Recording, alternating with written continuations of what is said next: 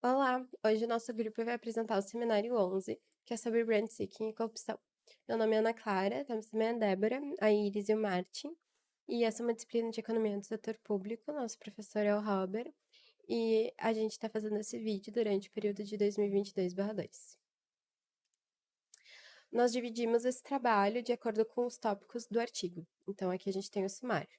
Então, nós temos a introdução, o conceito de brand seeking em países em desenvolvimento, independência da ação das leis ineficazes e a corrupção de burocráticos em países em desenvolvimento, o conceito de corrupção, a corrupção de burocráticos como um comportamento de brand seeking e as causas da corrupção burocrática em países em desenvolvimento, a escolha pública e a limpeza da corrupção em países em desenvolvimento e a conclusão. Então, o artigo nos é introduzido falando sobre cientistas sociais que têm feito estudos sobre essa nova teoria de que eles acreditam que os modelos tradicionais, eles falham em mostrar a importância das leis e das instituições. Então, eles trazem o exemplo dos neoclássicos, argumentando que esse modelo, ele lida apenas com as escolhas que são feitas e indicadas pelo mercado, enquanto recomendações de política são geralmente implementadas por meio de processos de não mercado. Ou seja, é feita por meio de um burocrata cujo comportamento não se adequa ao modelo. O Estado, ele é tratado como um instrumento exógeno, né? E sem custo de implementação das políticas que promove eficiência econômica. Dessa forma, a gente tem um paradigma da teoria econômica de que cada indivíduo procura sempre maximizar seu próprio interesse. Então, os indivíduos entendem ser eficiente e conivente a existência de regras e leis a fim de regularem os arranjos sociais, e o mesmo se aplica aos governos. Esses governos, deve-se esperar que eles busquem o máximo dos seus próprios objetivos, e como resultado, os governos devem ser constitucionalmente limitados na medida desejada pela sociedade. Os servidores civis vão buscar maximizar seus salários, e esses salários eles vão ser compostos pelos salários pagos pelo Estado e qualquer adicional obtido, legalmente e ilegalmente. E como é que eles vão adquirir isso, esse adicional? Por meio de grupos de interesses que buscam favores do governo. Então, isso porque eles querem maximizar esses salários. Então, esses servidores civis que buscam sempre maximizar seus salários, talvez dediquem mais atenção às necessidades e demandas dos grupos de interesse que fomentam os adicionais a serem obtidos nos salários dos servidores, do que efetivamente vão implementar políticas públicas e aumentar a regulação estatais. Isso ocorre se os salários dos trabalhadores públicos forem efetivamente mais baixos. Assim, os retornos dos trabalhos externos vão ser mais altos. Uma vez que a teoria se baseia na ideia de que os indivíduos têm interesse em sempre maximizar seus interesses, o conceito de rent-seeking também vai se fundamentar nesse ideal. Os cidadãos vão tentar capturar, no sentido de influenciar os governos a usarem a sua força redistributiva para enriquecer esses cidadãos. Então, os participantes de cada mercado, eles sempre vão ter preferências sobre os efeitos da distribuição de riqueza e sobre os resultados das políticas públicas. Então, o processo de rent-seeking vai ser o gasto de recursos para influenciar os resultados das políticas públicas. Wiesmann, em 1990, disse que, a menos que o governo tenha uma habilidade para intervir na troca privada que seja suficientemente limitada pela Constituição, uma sociedade democrática com uma maioria votante pode se deteriorar a um Estado leviatã, cujos poderes regulatórios serão usados por grupos de interesse para efetuar uma redistribuição de riqueza ineficiente. Que é essa ideia do rent-seeking. Aqui eu trouxe que acontece nesse processo? Então, os políticos buscam as contribuições de grupos de interesse para campanhas. Então, por exemplo, em processos de reeleições, eles vão buscar os grupos de interesse para financiarem essas campanhas. Esses grupos, eles provêm auxílio com o intuito de que, se esse candidato for eleito, o legislador ele vai dar suporte para a criação de leis que sejam do interesse desse grupo. Por exemplo, em países em desenvolvimento, pequenos grupos foram bem-sucedidos ao conseguirem que o governo adotasse um regime de controle de preços, que forçou a redução dos preços dos alimentos para abaixo dos seus valores de mercado, resultando em uma transferência da riqueza do setor rural, o qual era maior, mas mal organizado, para o politicamente volátil e relativamente bem organizado setor urbano. E os servidores públicos também podem buscar maximizar seu próprio interesse, como a gente já tinha visto. E o rent-seeking pode causar algumas coisas também. A monopolização de setores da economia pode causar perda de excedentes de consumidores e de produtores. E recursos gastos na competição por direitos à escassez artificial criada pela intervenção estatal são uma perda para a sociedade, porque elas não geram nenhum produto social. Além disso, as leis que criam transferências de interesses especiais são geralmente conquistadas ou capturadas pelo agente rent-seeker mais efetivo e eficiente, não sendo esse necessariamente um produtor ou empresário. Por isso, em países com sistemas de alocação de recursos politizados, produtores ineficientes podem permanecer no mercado por tempo indeterminado. No tópico 3, rent-seeking em países em desenvolvimento. O autor diz sobre comportamentos de rent-seeking: subscrição em campanhas de legisladores, suborno, lobby e violência política. O lobby, o suborno e a subscrição representam métodos primários usados para influenciar o governo ou afetar os resultados na política em sociedades democráticas. Os grupos de interesse investem seus recursos na captura do aparato da criação de renda do governo ou na influência dos funcionários públicos. O autor continua argumentando que os dois mais importantes comportamentos de rent-seeking nesses países são a violência política e a corrupção burocrática. A corrupção burocrática é o pagamento de subornos e o uso de outras formas de pressão, a fim de persuadir os burocratas a conceder aos empresários acesso a setores econômicos fechados pela regulamentação governamental. Para minimizar a carga de regulamentação governamental sobre uma empresa individual e receber um subsídio público ou uma transferência do Estado. Inclui também roubo ou apropriação ilegal de recursos públicos pelo funcionário público, nepotismo, tributação ilegal pelo burocrata e outros tipos de atividades que aumentam ilegalmente o pacote de compensação do burocrata. É um campo determinado pelas leis e instituições de um país, e como essas regras restringem a capacidade do governo de intervir em intercâmbio privado. Entretanto, nem todas essas ações que são consideradas como corrupção burocrática são tidas como práticas de rent-seeking.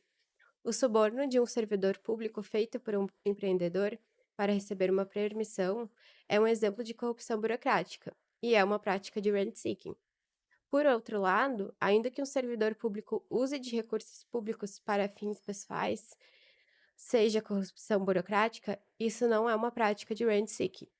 Se porventura os agentes públicos pressionarem os legisladores com o intuito de aumentar seus salários, isso é uma prática de rent-seeking, mas não de corrupção burocrática. Eu vou falar um pouquinho sobre a parte 4, que é a independência da ação de leis ineficazes e a corrupção de burocráticos em países em desenvolvimento. Então, como é que foi para o continente africano o surgimento de novas instituições após a independência? Lembrando que a África tinha aquela descendência do imperialismo, no qual os europeus distribuíram os territórios africanos, visando conquistar mercados consumidores, tinham essas colônias de exploração, e as leis eram estabelecidas às forças pelos europeus, sem levar em consideração os interesses destes povos originários, tá? As reformas institucionais, elas acabaram acontecendo no período pré-independência porque os europeus perceberam que a independência era algo inevitável, então fizeram às pressas essas reformas e elas falharam em incluir as populações indígenas nessa participação política e no desenvolvimento do país. A saída dos europeus, ela era vista como uma grande oportunidade para que finalmente houvesse a criação de leis e instituições coerentes com a cultura e a realidade dos países africanos. Acontece que não foi exatamente assim que aconteceu a descolonização. Na verdade, quando os europeus saíram, a descolonização, entre aspas, foi relutante, repressiva e havia muito oportunismo. As novas leis que surgiram e as instituições, elas eram fracas, ineficientes, inviáveis e também facilmente manipuláveis, tanto por pessoas interessadas, grupos interessados, como por servidores públicos também. O oportunismo, então, ele era elevado. Havia corrupção burocrática, havia violência política, favorecimento desses grupos específicos sempre estavam buscando benefício próprio. Então, essas leis ineficientes e corrupção em países em desenvolvimento. O que temos a falar sobre isso? Que as instituições, então, não aproveitaram essa grande oportunidade da saída dos europeus e elas não refletiam a realidade, as necessidades, não eram autênticas, nem refletiam as tradições e aspirações dessas nações recém-independentes. As novas constituições, elas foram montadas sobre moldes europeus. Por isso que não funcionaram tão bem, porque elas foram construídas por africanos, mas que tinham uma formação educacional estrangeira. Então, eles tentaram buscar algo que já existia na Europa e sim adaptar para o contexto, né, da região desses países em desenvolvimento. E a forma que eles encontraram como um caminho de desenvolvimento foi o estatismo, que teve uns resultados negativos, como rent-seeking, corrupção burocrática. Esse controle estatal da economia, ele facilitava os funcionários públicos manipularem as políticas públicas, sempre visando o próprio enriquecimento e não o todo, né? A prosperidade do todo. E essa intervenção estatal, ela também afetava o livre comércio, porque os fatores de produção, eles não eram determinados pela produtividade marginal, mas sim por rent-seeking. Que podemos falar, então, sobre esses resultados das instituições e leis ineficientes.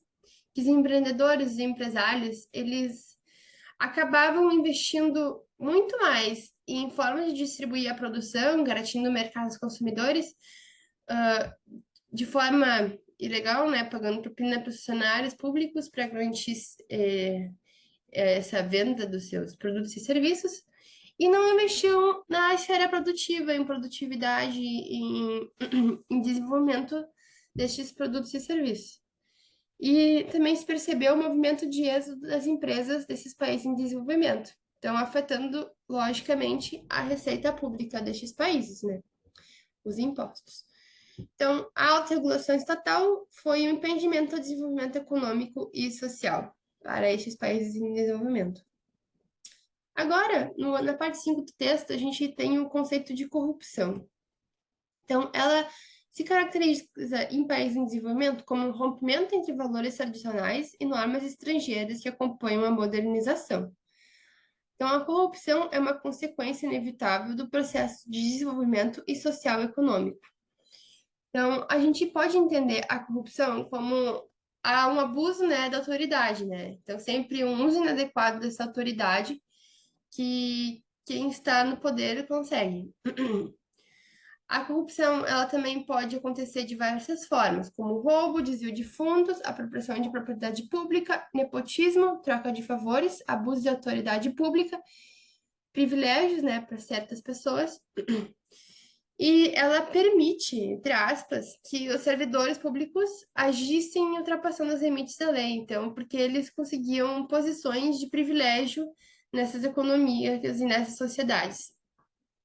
Mas a corrupção, ela é uma coisa que afeta a sociedade como um todo, ela é algo negativa e tem consequências não apenas individuais, mas sim como um todo. O texto ele traz uma análise da demanda, tá? Porque com essa propina dos empreendedores, que estavam sempre visando benefícios do governo, né, agir às margens da lei, a corrupção, sem isso, a corrupção ela se resumiria em apropriação legal de recursos públicos, nepotismo e taxação inadequada, né? Lógico, porque isso pode ser feito daí só com os recursos públicos. E o setor privado, então, ele é algo que realmente contribui com a corrupção, ele não é algo isolado. E as leis e as instituições da sociedade, elas podem, possuem grande impacto no nível de corrupção. Então, porque, porque esses empreendedores, eles encontram formas de encarar as regulações estatais, né? De conseguir brechas para favorecer as suas empresas, os seus negócios, porque as instituições e leis não favorecem, né, o seu crescimento, a prosperidade dos seus negócios. Agora eu vou apresentar a parte 6 do artigo, que fala sobre a corrupção burocrática enquanto um comportamento de rent-seeking. O autor argumenta que, quando há interferência do Estado na alocação de recursos na sociedade, isso gera as condições para que a corrupção burocrática aconteça. A criação de monopólios através de regulações faz com que a compra das licenças para atuar nesses mercados e assim oferir lucros extraordinários torne possível aos burocratas capturar parte desses recursos através da exigência de subornos.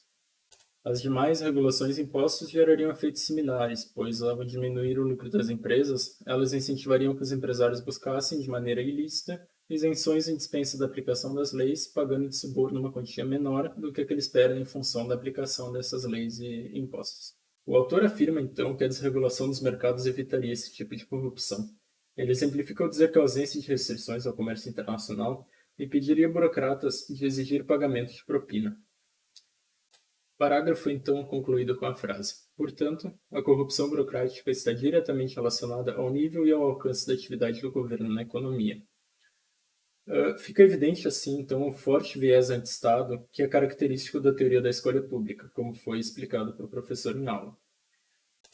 Cabe também destacar que o artigo desconsidera as razões que levam governos a adotarem essas medidas de regulação, sejam elas do trabalho, ambientais ou de comércio internacional, generalizando assim a atuação do Estado na economia como sempre negativa. Ele exemplifica os pontos apresentados com o caso de dois países africanos no pós-independência.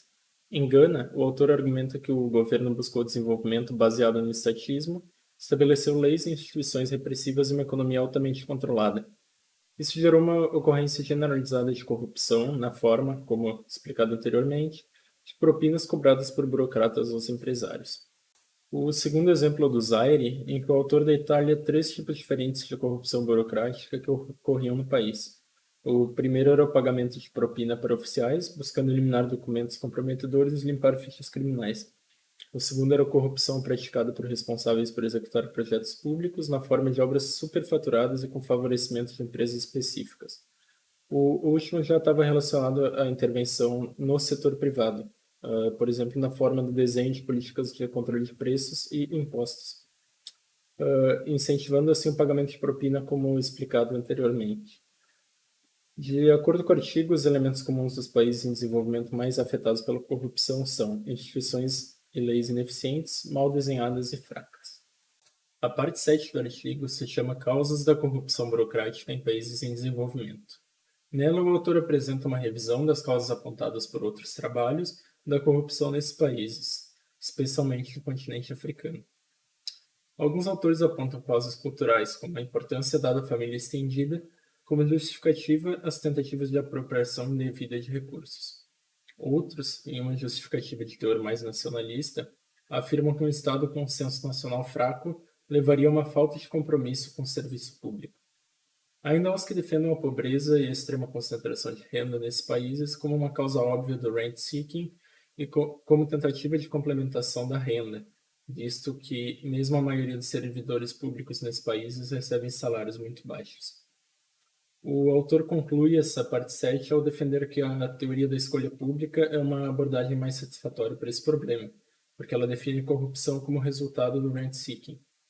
Uma vez estabelecidas as leis, as instituições do governo em um país, os indivíduos seriam incentivados a capturar o poder de redistribuição do Estado para usá-lo em benefício próprio. Assim, o problema da corrupção seria minimizado por uma Constituição que restringisse severamente a capacidade do Estado de intervir no setor privado. Oi, eu sou a Iris e eu vou apresentar o capítulo 8 do artigo estudado, intitulado A Escolha Pública. Nesse capítulo, o autor destaca como as regras que regulam o mercado são ineficientes e, consequentemente, produzem resultados ineficientes. Em primeiro lugar, o autor destaca que essas regras possuem muitas aberturas, e são justamente com essas aberturas que os indivíduos praticam o rent-seeking e a corrupção. Em segundo lugar, ele traz que instituições como o sistema judiciário e a polícia, que deveriam combater tanto a corrupção quanto o oportunismo, praticam a corrupção. Em terceiro lugar, ele traz que as constituições dos países em desenvolvimento não estabelecem, da maneira correta, o nível de intervenção do Estado. E por isso, essa regulamentação excessiva que acontece facilita a corrupção burocrática. Ainda, ele traz que a ausência de uma imprensa forte faz com que a corrupção permaneça impune.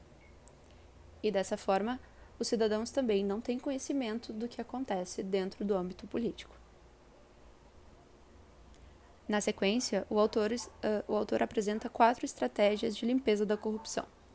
A primeira, dentro do âmbito social, define que seria necessário estipular um nível moral para servir como parâmetro para a corrupção. Dessa forma, as pessoas conseguiriam comparar as ações e identificar se elas são consideradas corrupção ou não.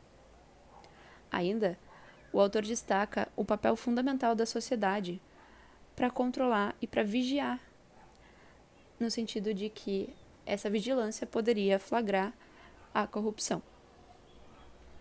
A segunda estratégia, do âmbito legal, define a importância das leis para limitar o comportamento de funcionários públicos e funcionários comuns, no sentido também de possibilitar uma investigação que, contando com comissões e promotores especiais, consiga dar andamento ao processo e punir as pessoas corruptas. A terceira estratégia, sobre o mercado, define que a relação entre a estrutura do mercado e os comportamentos corruptos é extremamente direta, de forma que é imprescindível uma reforma das regras de funcionamento como forma de diminuir os incentivos ao oportunismo e também os casos de corrupção. A quarta estratégia, no âmbito político, reforça que a concentração do poder com as elites encoraja os comportamentos corruptos. Então é necessária uma maior participação dos cidadãos comuns na política, de forma a descentralizar o sistema político como um todo e criar maior abertura à população. O autor traz que uma estratégia eficaz foca na reforma das regras para alterar o sistema de incentivos. Por fim, no capítulo 9 de conclusão, o autor retoma que o grande objetivo do artigo foi analisar a corrupção burocrática sob a perspectiva de escolha pública e que o rent-seeking em países em desenvolvimento acontece principalmente por regras constitucionais fracas, ineficientes e inviáveis, e as economias serem reguladas com forte intervenção estatal. O autor destaca que os funcionários públicos são grandes facilitadores das práticas de rent-seeking, já que recebem subornos para beneficiarem grandes empresários. O autor destaca que, se as regras que regulam as relações sociopolíticas num país fazem do sistema político um determinante para a rentabilidade das empresas, então os empresários são suscetíveis a dedicar maior parte de seu tempo e recursos a encontrar formas de influenciar a burocracia.